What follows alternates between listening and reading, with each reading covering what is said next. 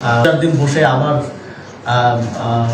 বইটাকে এডিট করেছি। পরে সর্বশেষ এই গণঅভ্যুত্থান তো দূরের কথা, আমার নিজের একান্ত ব্যক্তিগত মানে আমার চোখে জানা যায় আরো ভবিষ্যতে সময় পেলে এটার পরবর্তী সংস্করণে হয়তো এবং জুলাইয়ের ইতিহাসটা পার্টগুলো যখন উঠে আসবে, নাহিদ ভাই যথার্থই বলেছেন যে কুমিল্লা আসলে যে সংগঠিত করছিল তার ইতিহাসটা তো আমাদের সামনে নেই, আমরা তো জানি না। আমরা তো ভাষা কিছুটা শুনেছি কিংবা আমরা মিডিয়াতে দেখেছি, কিন্তু ভেতরের গল্পটা তো জুলাই আমার ব্যক্তিগত অভিজ্ঞতার জায়গা থেকে লেখা।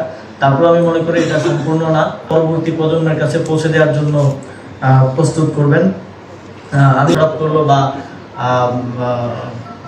কাকে বেশি বলা হয়ে গেল আসেনি কিংবা সামনে আসার সুযোগটা পাইনি, এই স্বতঃস্ফূর্ততা এই আন্দোলনকে কোটা সংস্কার আন্দোলন থেকে একটা গণঅভ্যুত্থানের দিকে নিয়ে গেছে। মধ্যে আমাদের পাশে দাঁড়ানোর একটা এবং তাদের যেই দীর্ঘ